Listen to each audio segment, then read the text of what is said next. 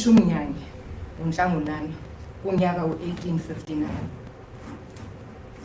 Ngithe ngihleli nendukwana ngicabanga ngakucela emanzini.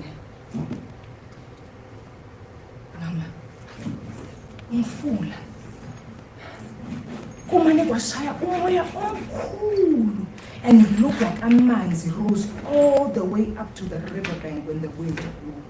Amacebe wona, they shuffled like little feet mangabe kudlala izingane ezincane ubhuqweni, and I thought I heard the sound of a child singing. Into engimemeze yona. Memeze kakhulu, thinking a small hand had touched my thigh, and it was just a twig. Ingekwana nje. Mama ngathi ngithukile. Kodwa ngithole with a smile on my face.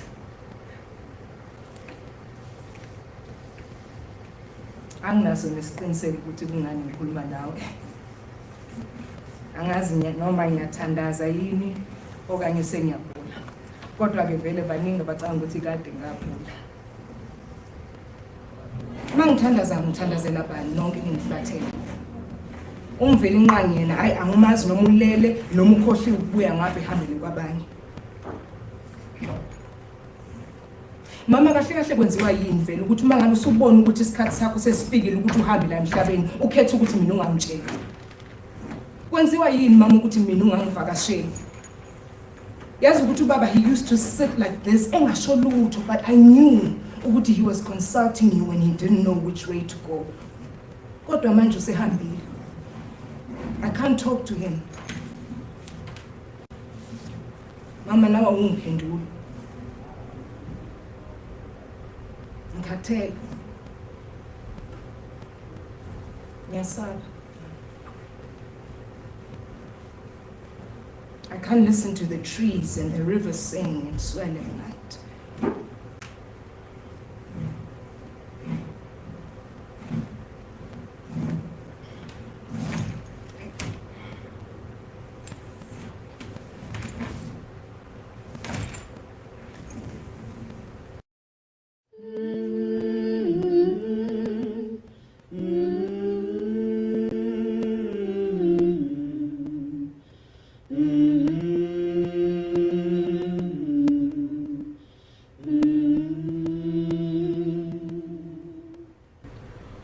Vemvane fell to the candlelight.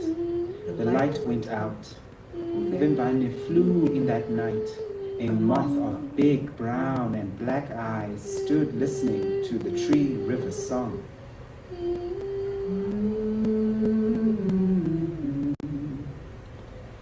Izihlahla umlahla nkosi zazithukuthele mhla umoya wakhe kamthiya evuke kuseni ngelanga lwesine ngomasingana ngela 1859 ezintabeni kwakuthule kodwa akekho umuntu owayebona ukuthi zonke ezezinkosi izihlahla zazibheke ecaleni namuhla. Umoya wakhe had a poor taste in her mouth after eating the morning's porridge. She was reminded of the strangeness in her body when she was pregnant 2 years ago.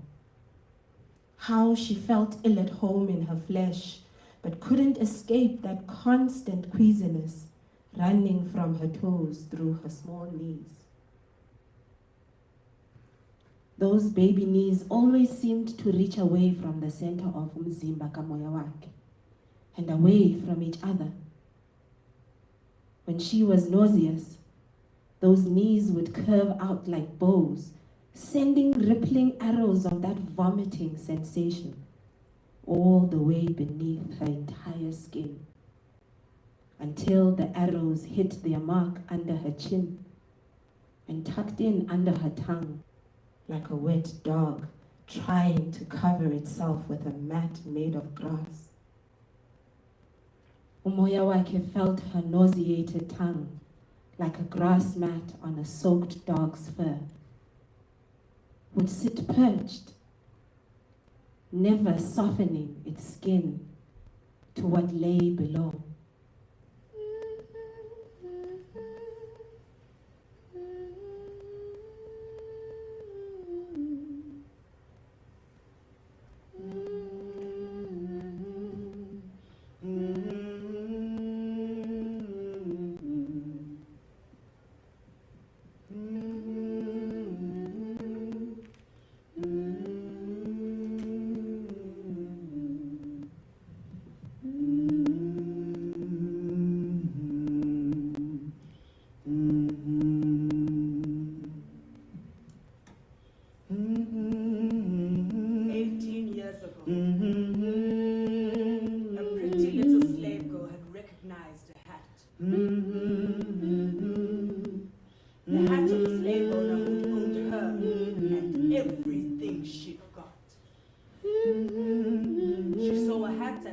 Into the woodshed of the children's grandmother to kill all her children. A moth flew too close to the sun. The sun reached to save it. A moth tried to fly to the other side of the sky, mistook a window for a doorway to heaven, and threw its eggs at glass.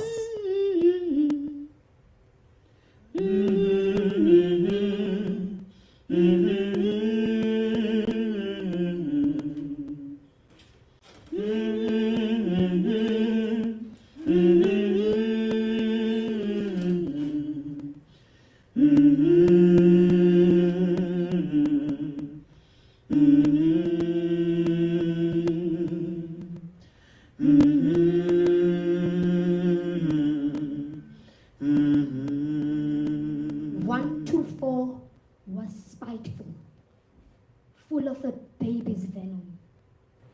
The women in the house knew it, and so did the children. For years, each put up with the spite in its own way. But by 1873, Sith and her daughter Denver were its only victims. The grandmother, Baby Shooks, was dead. And the older sons, Howard and Bugler, had ran away by the time they were 13 years old. As soon as merely looking in a mirror shattered the glass, that was the signal for Bugler. That was the signal for the eldest son. As soon as two tiny handprints appeared in his birthday cake, that was it for Howard.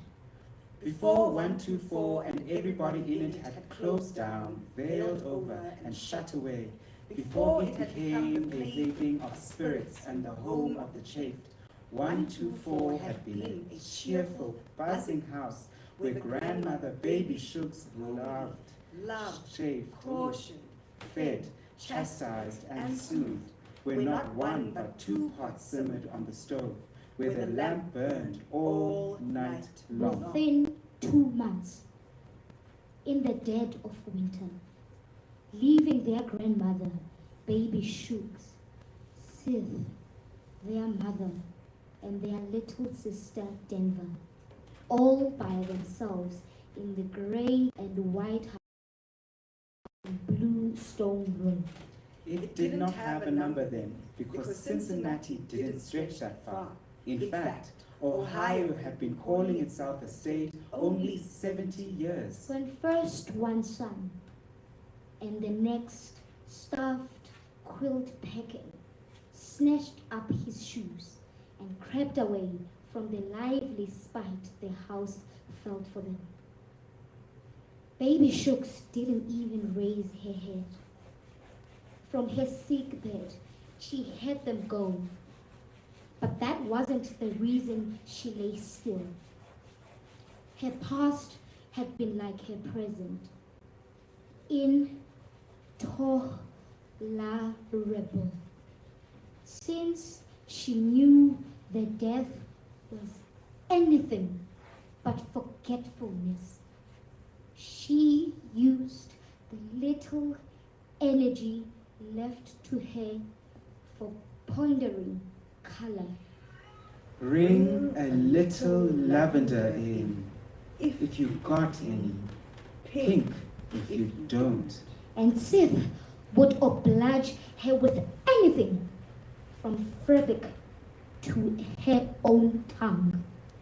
Winter in Ohio was especially rough if you had an appetite for color. So Steve and the Denver did what they could, and what the house permitted for grandmother Baby Shooks. Together, they waged a battle against the outrageous behavior of that place, against turned-over slope jars, smacks on the behind, and gusts of sour air. For they understood the source of the outrage, as well as they knew the source of the light. Baby Shooks died shortly after the brothers left, with no interest whatsoever in their leave-taking or hers. Right afterward, Sith and Denver decided to end the persecution by calling forth the ghost.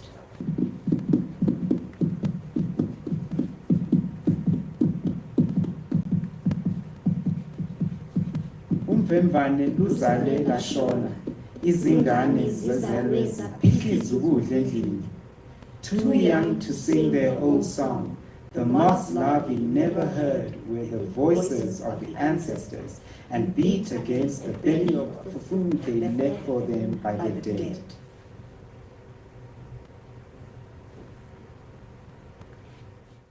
I knew that I could not afford to soften in those late months of my pregnancy. I held my tongue. I chafed against myself, but I was steadfast. Only once did my wretched body betray me to the movements in my belly, but I refused to eat that night, and the nausea went hungry until it submitted to my will.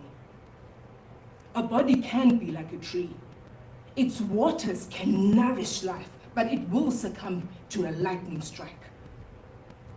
In the last months of my pregnancy, I had to become a whip that could conjure up enough electricity to reach the waters of my own tree.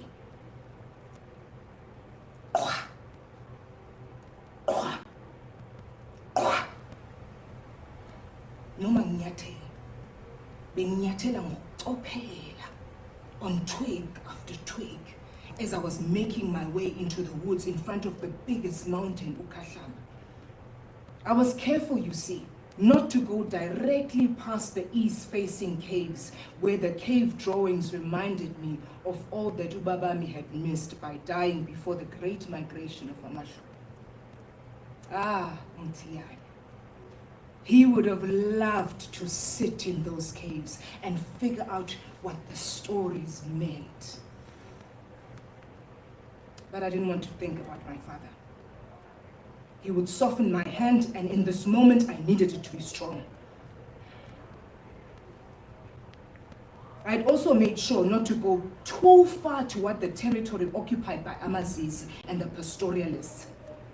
You see, when I planned the route toward the forest where I would go carrying a nest esiswini, bengazi ukuthi angifunelanga noma ngabe yini ephilayo ukuthi ingibone mangabe sengiphume lapha ehlathini ngasasiphethe lelihleke sami.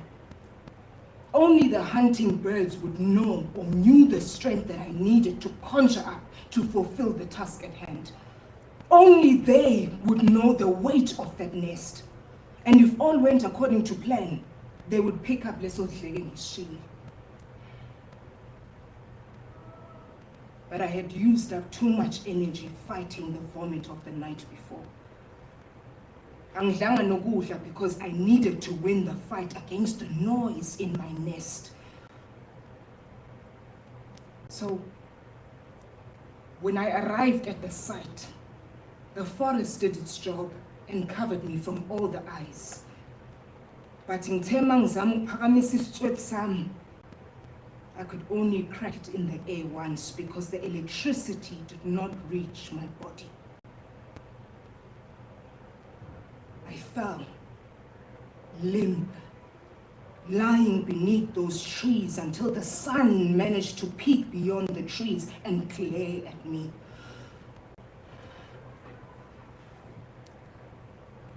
It was only in that moment ngihlangana nomzimba wami selokhu ngiyithwele. I put my elbow over my eyes. Esinye isandla sami, I put it on my thickened stomach. I didn't realize how draining the walk to the bushes was on my unfed body. I felt isisu sami. I imagined that it was a base of the whip, stubborn, unyielding, and the head, the loose tongue that flapped when called. But there was to be no whipping today. My plan had failed, and I would have to return home with my nest.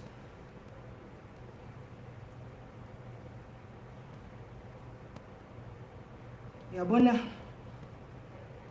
when the sun was blankly staring at my defeat, I looked right back into its eyes, and I refused to feel guilty. Amehlo wami ngawavula wonke ngaligqoloze. I dreamt of clouds dancing and swirling in fat pinks and purples and oranges. Light blared through the swirls in front of my eyes, and I wished for a summer storm to find my flesh under the trees. When the sun refused my wish for a storm, I imagined a massive snake, inkanyamba, emerging from the heavens, coming out to bite my leg as I sat there. I wished inkanyama's poison ibingangishisa kusukela ngaphakathi kushe konke kuphele nya. Kuphele mina, kuphele isisami, all my body gone at once. Oh, what forgiveness that would have been.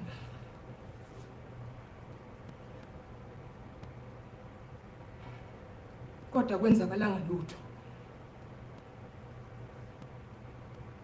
No magical snake came to save me. Nothing. No one. I eventually opened my eyes and looked down at my now shining brown skin, my thick middle, my legs that were opened to opposite sides. Isitrip lihleli la eduze kwami ongazathi isihlahla sesibunile. Isikhwama sami of carefully crafted instruments naso lihleli la eduze kwesitrip. My uselessly heavy arms next to me. I laughed. I wept. I loved and hated all at once, and never felt more alone since my father died.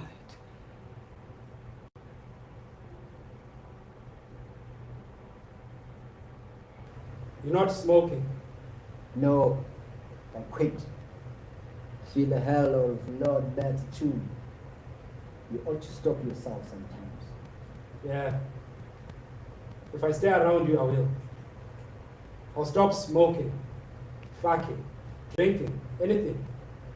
I'll take up a secret life and hanging out at the Empire State. Now who's meeting? I am. I just want to know why you were running around with the Empire State last Christmas. He was in trouble. I helped him. That's all. What else? I don't know what else, Guitar. But I know there's something else. Now, if it's something I can't know, it's okay. Just say so. But something is going on with you, and I would like to know what it is. We've been friends for a very long time, Peter. There's nothing you don't know about me. I can tell you anything, whatever our differences. I know I can trust you. But for some time now, it's become a one-way street. I talk to you, but you don't talk to me. You don't think you can trust me? I don't know if you can or not. Then try me, Peter. I can't. Other people are involved. Then don't tell me about other people, Peter. Tell me about you. Okay. But you have to know that if I tell you, you can't go anywhere further with this. And if it does, Milkman, you will be putting a rope around my neck. Now, do you still want to know? Yeah. You sure? Yeah, I'm sure.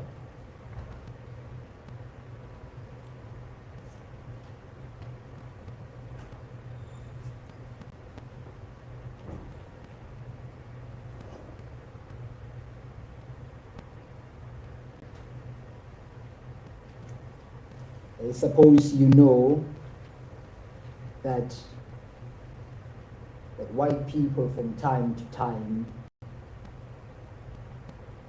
and most folks shake their heads and say, ain't that a shame? When another black man or woman is killed, or when a black child is killed buying something at a white grocer. Look, man, I can't suck my teeth and say, I had to do something. The only thing to do is balance it. Keep things on the even keel. Any man, any woman, or any child is good for 5 to 7 generations of hair before they are bred out. So every death is the death of 5 to 7 generations. You can't stop them from killing us, from getting rid of us. And each time they succeed, they get rid of 5 to 7 generations. I help them keep the numbers the same. There's a society. It's made up of a few men who are willing to take some risk. They don't initiate anything. They don't even choose. They are as indifferent as rain. But when a Negro child, a Negro woman, or a Negro man is killed by whites and nothing is done about it by their law, their courts, these societies select similar victim at random, and they execute him or her in a similar manner if they can. If the Negro was hanged, they hang. If a Negro was banned, they ban and rape and murder. They rape and murder if they can. If they can't do it precisely in the same manner, they do it any way they can. But they do it. They call themselves 7 days. They're made up of 7 men. Always 7 and only 7. If one of them dies or leaves or is no longer effective, another is chosen. Oh, but right away. Because that kind of choosing, it takes time. But they don't seem to be in a hurry. Time is their secret. To take time, to last, to not grow. That's dangerous because you might become known. They don't write their names in toilet stalls or brag to women. Time and silence. Those are their weapons. And they go on forever. It got started in 1920 when that private from Georgia was killed after his balls were cut off. And after that veteran was blinded when he came home from France in World War I. And it's been operating ever since. I'm one of them.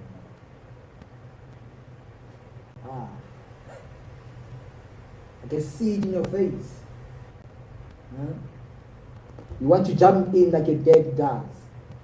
Always talking about, what about the good white people this, what about the good white people that? My friend, they ain't nothing like that.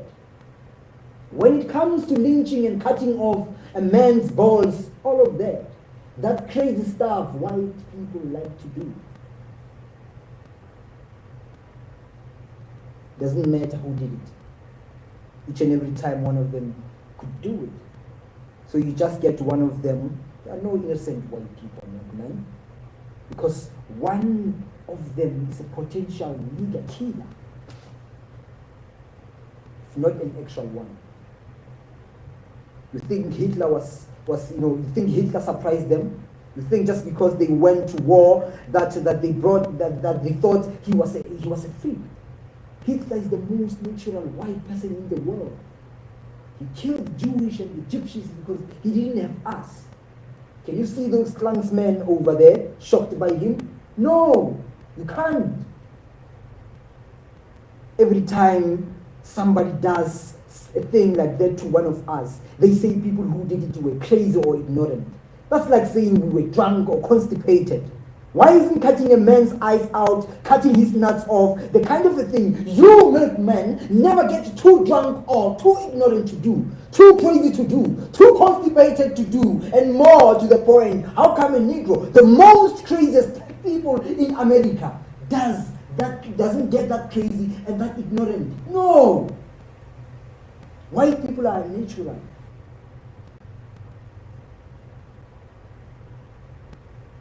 And as a race, white people are natural. Should repeat that. And it takes a strong effort of the will to overcome an unnatural enemy. I can't buy it, Peter.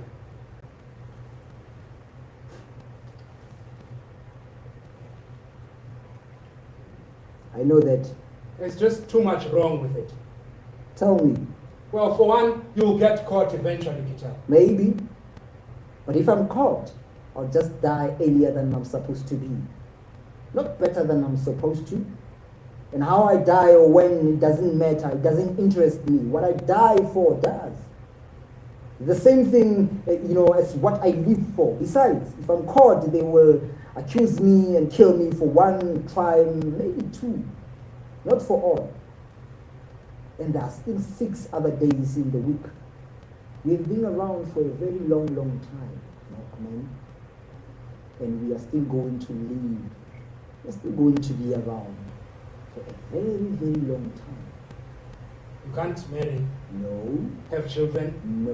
What kind of a life is that, Peter? Very satisfying. And there's no love in it. No love. No love. Are you saying love? What I'm doing ain't about hating white people. It's about loving us. It's about loving you. My whole life is love. Man, you are confused. Am I? When this concentration camps hunt down Nazis, are they hating Nazis or loving dead Jewish? It's not the same thing, Peter. Only because they have money and publicity. No, because they turn them over to the courts. I told you. You kill and you don't kill the killers. You kill innocent people. I told and you don't correct anything. We draw people, milkman. I work at an auto plant. The rest of us barely make a living out of what we do. Where's the money? The state, the country to finance our justice. You say Jewish, try their cases in court. Do we have a court? Is there one courthouse in one city in the country where a Jewish would convict them? There are no places right now where a Negro still can't testify against a white man. Where the judges, the jury, the court are legally bound to ignore anything about a Negro has to say. What that means is that a black man is a victim of a crime only when a white man says he is.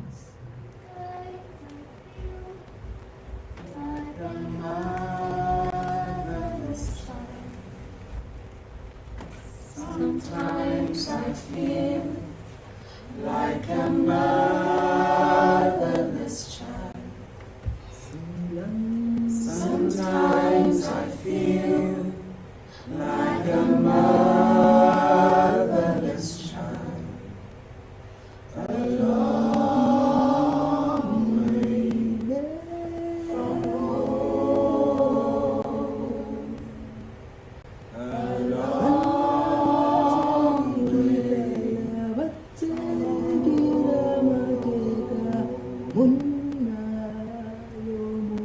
sometimes I feel like a motherless child.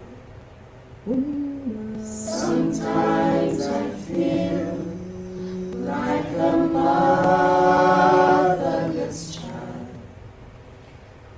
Sometimes I feel like a motherless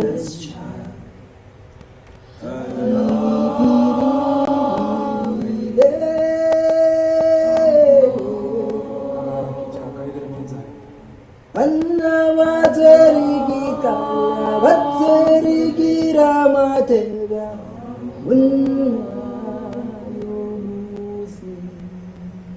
sali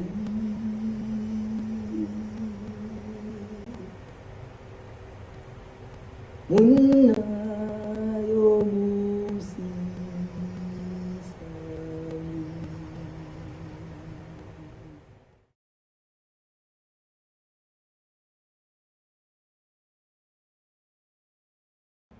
My back felt the guard's whip once.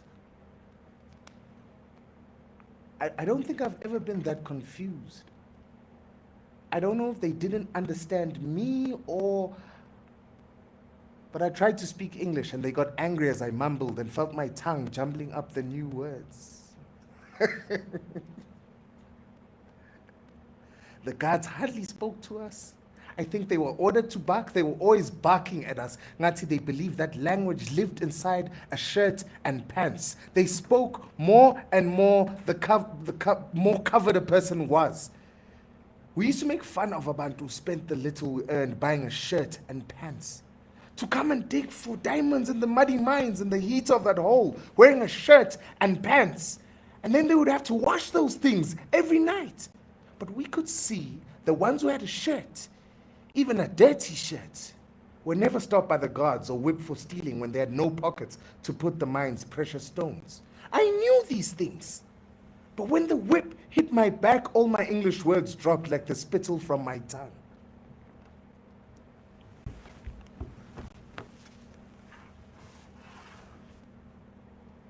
Mangvuka. I was in the hut at the compound and Uvela Bahleka was wiping mud from my back. Wati, the guards don't like being reminded that we are human. So, I made a mistake by trying to speak English without a shirt. He slowly massaged the mud from the ravines on my back as he told me a story about the maps he saw the managers fighting over. He said that was the only time the guards would watch the other whites like they were us, was when they were afraid that this white person is actually a thief.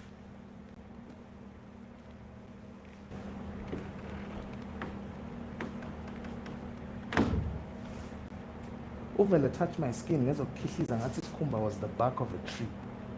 The whites held maps, Vela said, tracing the marks on my skin. Each of the maps had the same lines drawn on, but some also had circles. He made a circle as he put more ointment on a circular bump on my back. Wati, when we draw circles, they keep the energy flowing continuously. When they draw circles, they cut out a piece of the cloud. Uvela Bahleka was educated as a child, so he knew the maps were supposed to be stations of the land. But he said the blue and red marks on a map never looked like the places to him. He said the markings on your back meet the markings of Uqaba Wako. La, la, la. He spoke as he touched each spot with umus. Yours is a map of land, speaks its own languages of hard rocks and forest fires, poems made of small rivers and large bodies of water, coming together to make a portal for the spirits. This is a map that looks like the land.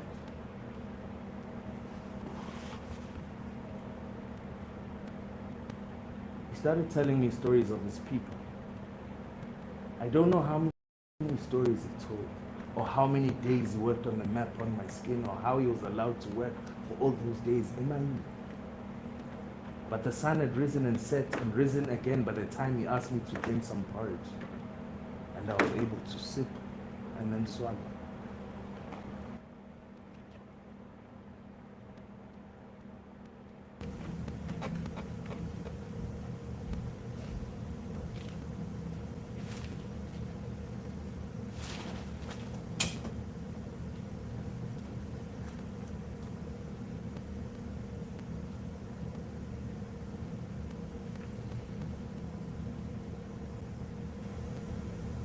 I used to long to play with the black boys. More than anything, I wanted to play king of the mountain and watch them push me down the mound of dirt and roll over me. wanted to sit with them on curbstones and compare the sharpness of jackknives, distance and arcs of spitting. In the toilet, I wanted to share with them the rouse of being able to pee far and long. Bay Boy and PR, people I'd once idolized. I came to agree with Mother that neither Bay Boy nor PR was good enough for me. I played only with Ralph Lisinski, who was 2 years younger, wore glasses, and didn't want to do anything. More and more, I enjoyed bullying girls. It was easy making them scream and run. How I laughed when they fell down and their bloomers showed. And when they got up, their faces were red and crinkled. It made me feel good. The nigger girls, I didn't pick on very much. They usually traveled in packs. And once, when I threw a stone at some of them, they chased, caught, and beat me witless. I lied to Mother, saying Bay Boy did it. Mother was very upset. Father just kept reading his Lorraine journal. When the mood struck me, I would call a child passing by to come play with me on the swings or the seesaw. If the child wouldn't, or did and wanted to leave too soon, I threw gravel at them. I became a very good shot. Alternately bored and frightened at home, the playground was my joy. On a day when I had been especially idle, I saw a very black girl taking a shortcut through the playground. She kept her head down as she walked. I'd seen her many times before. Always alone at recess. Always. I thought to myself, it was probably because she was ugly. So I called to her, "Hey, what are you doing walking through my yard?"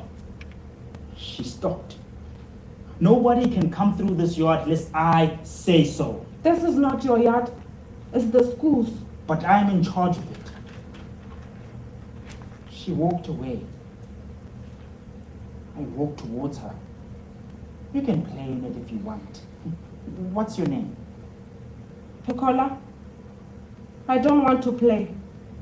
"Come on, I'm not going to bother you." I have to go home. "Say, you want to see something? I've got something to show you." No. What is it? "Come on, in my house. I live right there. Come on, I'll show you." Show me what? Some kittens. We've got some kittens. You can have one if you want. Real kittens? Yeah, come on. I pulled gently at her dress. She began to move toward the house. When I knew that she had agreed, I ran ahead excitedly, stopping only to yell back at her to come on. I held the door open for her, smiling my encouragement. She climbed the porch stairs and hesitated there, afraid to follow me. The house looked dark. I said, "There's nobody here. My mom's gone out and my father's at work. Don't you want to see the kittens?" I turned on the lights. She stepped inside the door. How beautiful, I thought. What a beautiful house. There was a big red and gold Bible on the dining room table. Little dollies were everywhere, on arms and backs of chair, in the center of a large dining room table, on all little tables. Plotted plants were on all the windowsills. A picture of color of Jesus Christ hung on a wall with the prettiest paper flowers fastened on the frame. I wanted to see everything slowly. Slowly. But Junior kept saying, Hey, you, come on, come on. and then he pulled me into another room, even more beautiful than the first. More dollies, a big lamp with green and gold base and white shade. There was even a rug on the floor with enormous dark red flowers. I was deep in admiration of flowers when Junior said, Here. She turned. Here is your kitten, I screeched, and I threw a big black cat right in her face. I sucked in my breath in fear and surprise and felt a fear in my mouth. The cat clawed my face and chest in an effort to right itself, then limped limply to the floor. I was laughing and running around the room, clutching my stomach delightedly. I touched the scratched place on my face and felt tears coming down. When I started towards the doorway, Junior limped in front of me. You can't get out. You are my prisoner, I said. My eyes were merry but hard. You let me go. You let me go. No. I pushed her down, ran out the door that separated the rooms, The and tears held came it fast. shut with my hands. And I held my face in my I was hands. banging. When something soft and furry moved around my ankles, I jumped. I saw it was a cat. Furious, I'm not hearing her sobs. He wound himself in about my I legs. opened the door. Momentarily I saw her distracted from my fear, I rubbing squatted the down cat's to back. touch him. I saw the cat stretching My its hands head wet from the and tears. flattening its eyes. I rubbed I the had cat. seen that expression against my many knee. times as the animal He was responded to its black. mother's touch. Black all over. Give me my cat, my voice Deep broke, silky black. with movement both And his awkward eyes, pointing down towards his Sure. nose, were I snatched the cat bluish by one of green. its hind legs and began to The light swing it made around them my shine head like in blue a eyes. circle. I rubbed the cat's head. He whined, I tried to push her away, his tongue but she flicking. grabbed the arm which was swinging the cat. His tongue flicking with pleasure. Both foul, and in falling, The I let blue go eyes of and the cat. black It held slithered me in the down, black. fell on the radiator behind the sofa, Stop that. except for a few shudders. I was screaming. It was still. Stop that. Only the slightest The cat's smile free of paws singed were blood stiffened, ready to grab anything to restore its balance. was in the air. Its blue eyes struck of awe.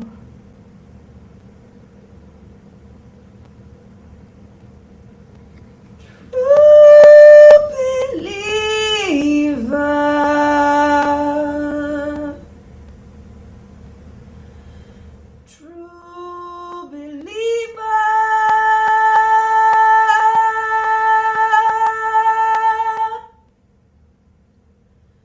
true believer,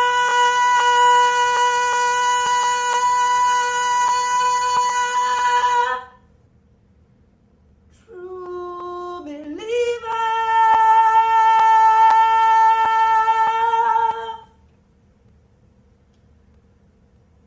A long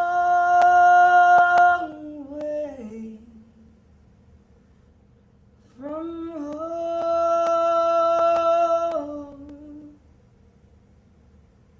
A long way from home.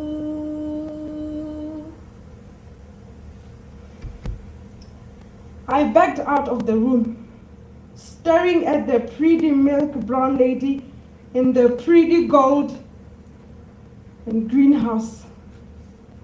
I turned to find the front door and saw Jesus looking at me with sad and unsurprised eyes, his long brown hair parted in the middle.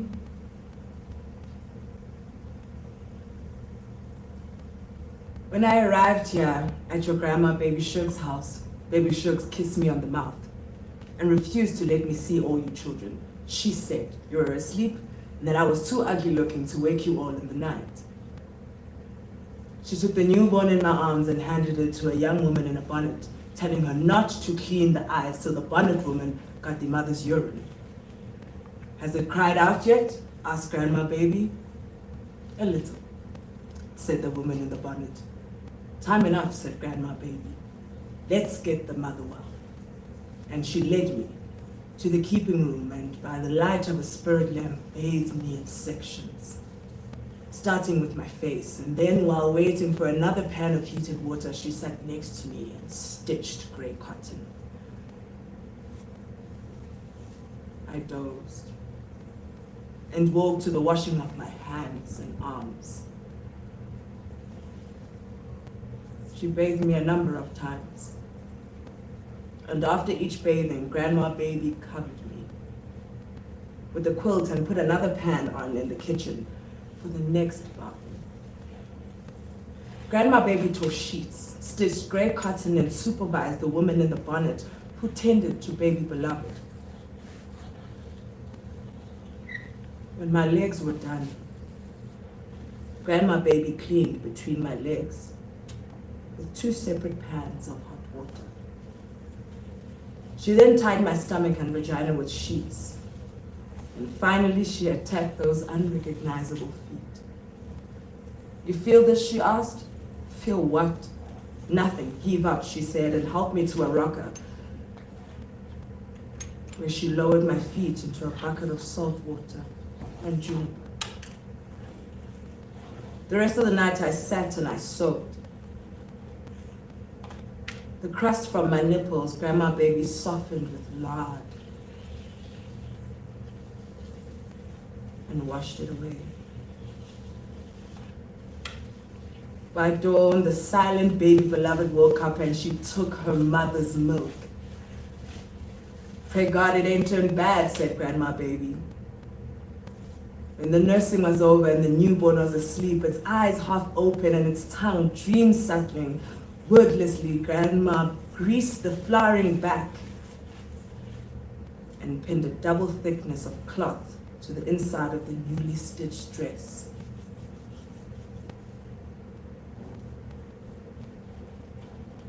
Nothing felt real.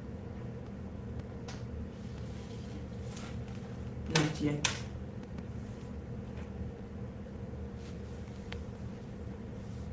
But when my sleepy boys and crawling already baby girl were brought in, it didn't matter whether it was real or not. I lay in bed, under, around, over, amongst, but especially with you all. Little girl, you dribbled clear spit in my face, and my laugh of delight was so loud that crawling already baby girl blinked. My bugler and Howard played with my ugly feet, daring each other to be the first to touch. What are those? Are those your feet, Mama? God, I just kept kissing those big boys' whole faces. I kissed the backs of their necks, the tops of their heads.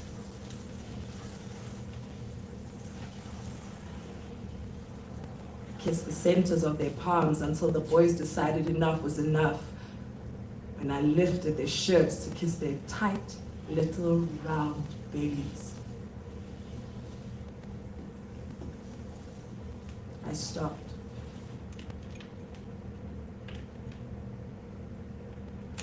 When and because they said, Papa, come with you?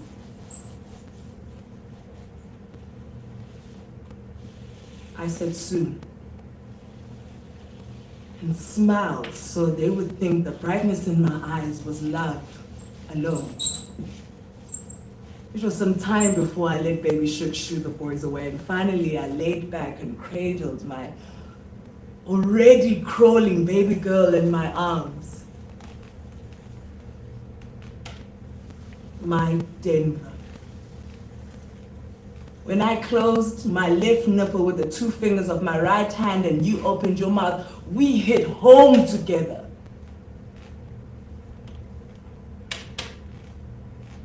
Baby Shooks came in and laughed at us, telling me how strong my baby girl was, how smart, already crawling. Grandma Baby stooped to gather up the ball of rags that had been my clothes. Nothing worth saving in here, she said. I asked her to look and see if there's something still knotted in the petticoat. Baby Shooks held out what looked like 2 pebbles and asked what they were. Wedding presents, I said. She looked away and said, be nice if there was a groom to go with it. She gazed into the hand.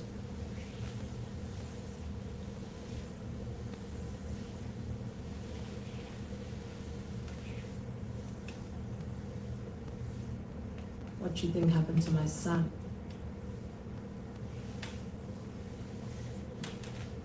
I didn't know, but I told her, he'll make it. If I made it, your son sure can.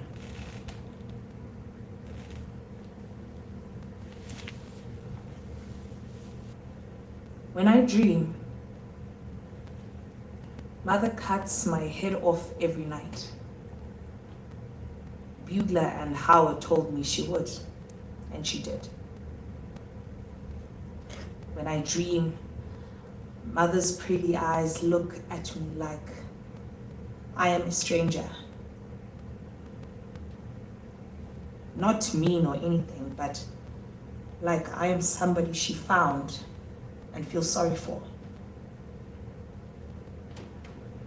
Like she doesn't want to do it, but she has to, and it isn't going to hurt.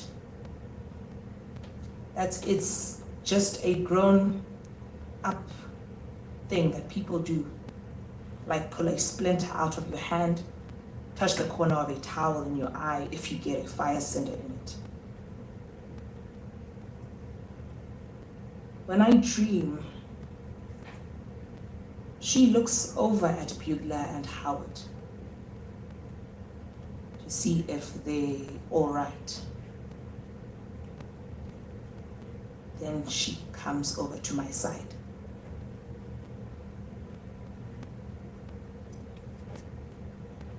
When I dream, I know she'll be good at it. Careful. I know that when she cuts my head off, it will be done right. It won't hurt. But after she does it, I lie there for a minute with my head. Then Mother carries my head downstairs to braid my hair. I try not to cry, but it hurts so much to comb it. When she finishes combing my hair and starts to braiding, I get sleepy. When I dream, I want to go to sleep, but I know if I do, I won't wake up. So I stay awake while she finishes my hair, then I can sleep.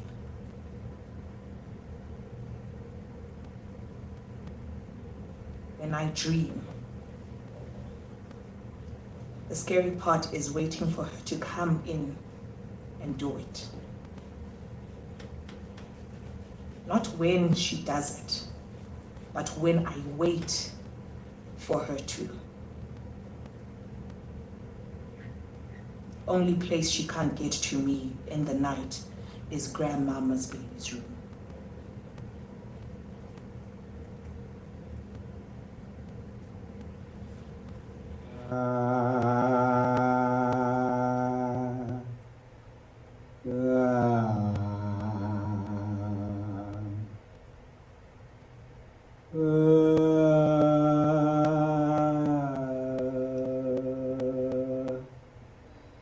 Uvemvane fell to the candlelight.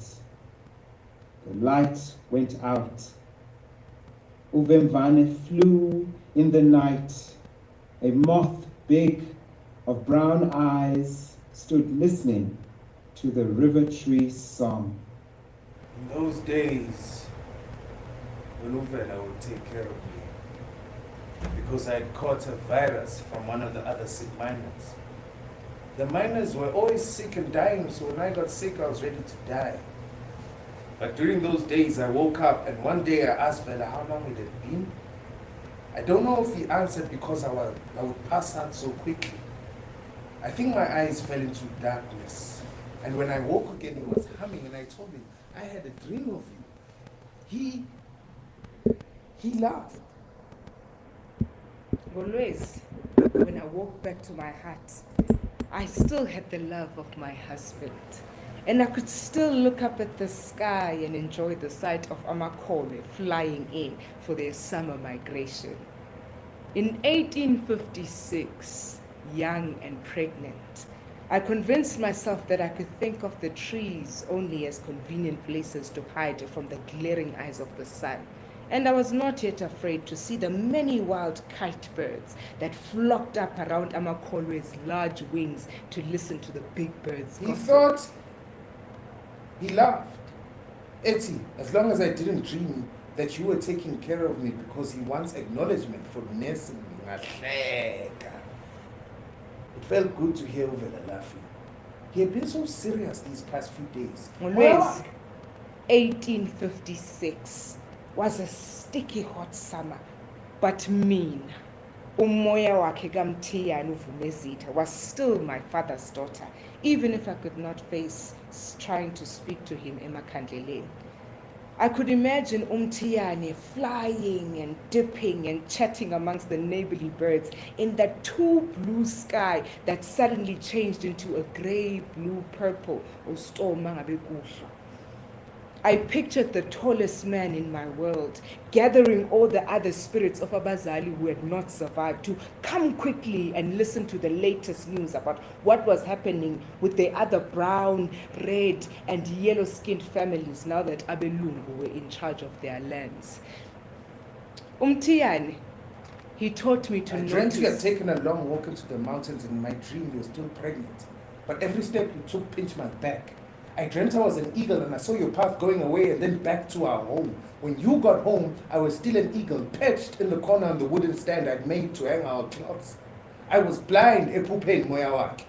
But when you got home, you couldn't even tell that I was a bird because you had come home in the dark. Every word I spoke squawked in your face, and you became angrier and angrier as you lit the fire to cook the spinach. Vela laughed after hearing about that dream.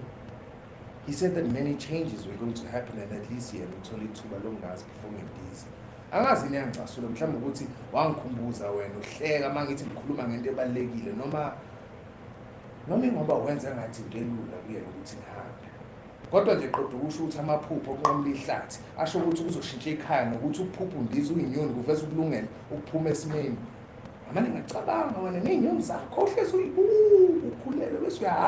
He taught me to notice the movement of the birds when he still pulled me from the ground that looked too far from him to bend toward. He told me about how vast the lands were, that there were people who wore the colors of the rainbow for their skin. They glistened in the sun.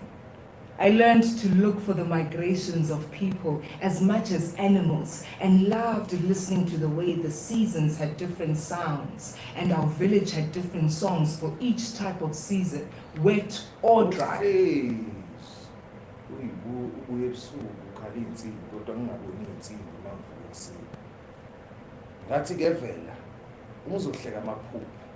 I dreamt of you traveling.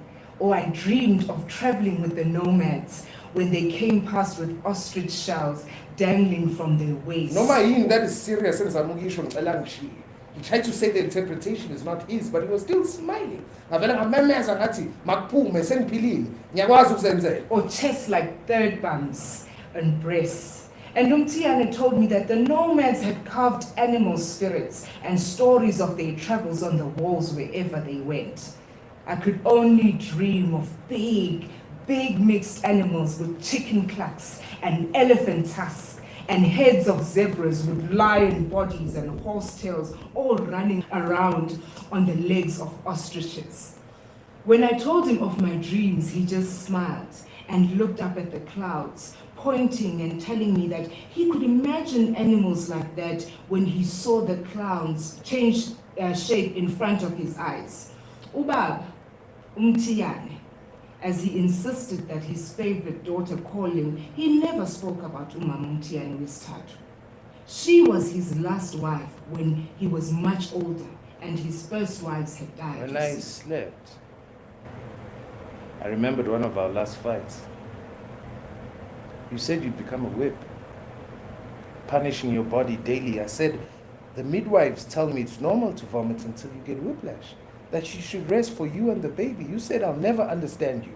I said, I'm doing everything I can to prepare for the baby, and you should try talking to the midwives. The knowledge of what's to come is soothing. You said you do not want to be soothed, only understood. I said, how am I supposed to understand you when you wake before the sun comes out, go to caves or whatever, and return only when it's dark? You said, I will not pretend to be a good wife and mother, all the while hating your husband and child like your mother, Uvumezita. I never wanted to see him sad, so I learned to stop asking very young. After my only unmarried sister got married and became Motswana, I learned to enjoy the dreams and shape-shifting clouds. Ubaba knew how to sing different bird songs, and when he told me the stories of how nomads were being tied up to trees and sold to work as slaves in the Cape, he sang the saddest song I had ever heard. He insisted that Intshonalanga Koloni was a place that even Ilanga only visited bangabe liyolala, because there where people were meant to walk and dip their feet in the sea before they walked towards the desert. There, they had become prisoners of people who thought they did not need sunlight. They were tied to trees and sold like Amazulu, trade in the fattest cows. You see, I never felt anything as strongly as how unfair that was. I never forgot how Umtiyane was so angry. You know, inside, I thought that a lion was scrambling for food because the floor started to shake and I was cold inside. I refuse to become the witch everyone in the village thinks I am. I will not bring a child into this world only to make the child hate themselves. I said I do not hate anyone. You said I should try or I'll never know freedom. The only other time I felt that cold was when my husband and I fought. He had never raised his voice in but Molwes, 1856. I said so. I must whip myself because the white man forced us to migrate, even though I really hate myself. Because I always wanted to migrate, but my dream killed my father. You said so sweetly, my heart broke. We really fought. Something broke. It was the heaviest I had felt since getting pregnant. Struggling with the threat my mouth made to cry, I walked away and I rolled into my sleep. But Utongo wouldn't come for hours. I shook like a leaf in a late summer storm. I was suddenly so cold inside that all of my insides felt like they had been cut out and plopped to the ground for a sacrifice. Each fold of intestine, my kidneys at the base of my spine, and my lungs under my ribs were all pulling out of me. Blood came to a standstill. I shook until I was saved by only a dreamless slumber. I want to live with a cost. It is my freedom. I tried to hold you, Moyawak, but you bent down to take the mat to sleep, and as I tried to ask if either one of us was acting freely, you whipped the mat and my tongue withdrew from the friction. Oh, Moyawak. I fell asleep repeating the sounds of whipping things in my mind. When I woke up, I went to work, determined to find Vel and tell him how silly I've been to have reduced my life to trying to be the person my mother could have loved. That I know you love me despite never feeling free to feel that love, that I know Uvela loves me. I wanted to ask Uvela to take me along when everyone went to the swimming hole the next rainy day. I wanted to be dirty with grey mud and swim amongst whatever arose from the cave we dug in the ground.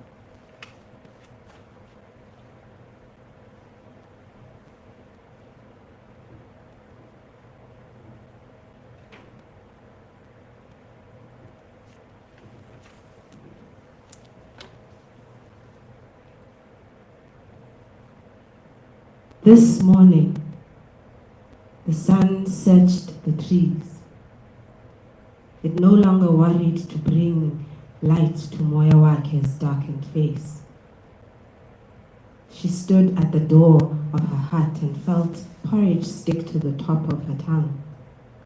But she didn't move her full lips to put up a fight. Moya Wake's youthful, tall, and sturdy body filled the doorframe. The trees whispered as they turned toward the sun. Their barks gurgled like bodies filled with blood. Things were going to change for Moya Wake, her husband Dawentle Vumezita, and the rest of Abahlomi were soon to know their darkest time under Inkosi Ulanga Libalele's generous rule.